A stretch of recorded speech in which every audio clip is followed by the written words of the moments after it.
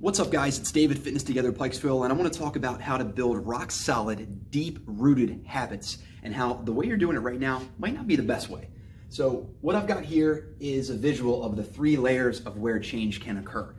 And you can think about this like layers of an onion, right? With the outermost layer being the most superficial, and then each subsequent layer is more impactful and valuable than the last.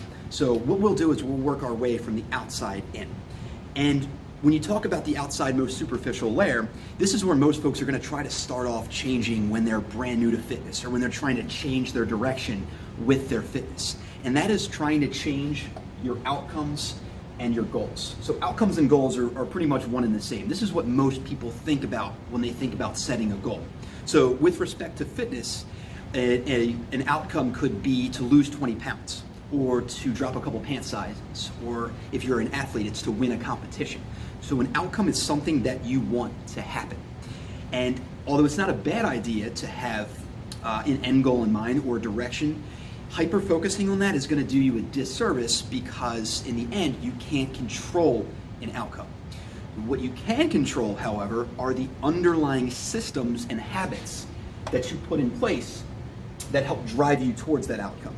Okay, so these are where behavior goals and habits come into play. So piggybacking off of that losing 20 pounds example, some behavior goals could be getting your workouts in 2 to 3 times per week, or changing specific things with your nutrition, or managing stress and getting better sleep. These are all things that when done consistently are 1, in your control, and 2, are gonna help that outcome take care of itself. So that's where you think it might end, right? I mean, I do X and Y and I get Z. Right? Seems simple enough, and it can be successful, but really I think most people miss the boat on the deepest level of this change model, and that is to change your identity. And when I talk about identity, I mean your identity is what you believe, okay? Your identity is a conglomeration of your life experiences and your biases, and these form judgments about others and about yourself most particularly, and that creates your self-image.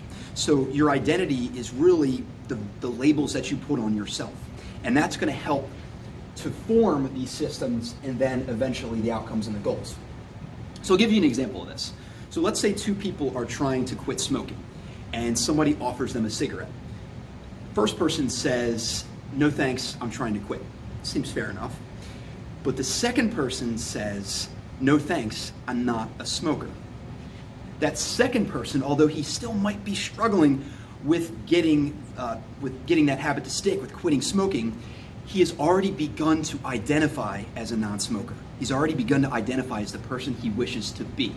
Whereas the first person is going about it, "I'm trying to quit." He still has attachment to the identity that he's a smoker and he's trying to be something he's not.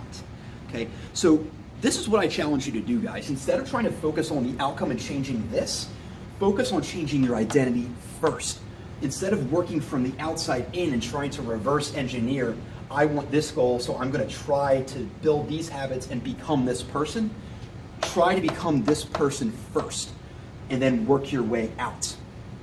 And more specifically, what are some things in your life right now that you have invisible scripts about, right? So some examples of this, I'm not the type of person who blank, or I'm not wired to blank, or I'm not a whatever, right? These are things that we label ourselves with. I'm not healthy. I'm not an athletic person. I'm not the type of person to get up early to do a workout.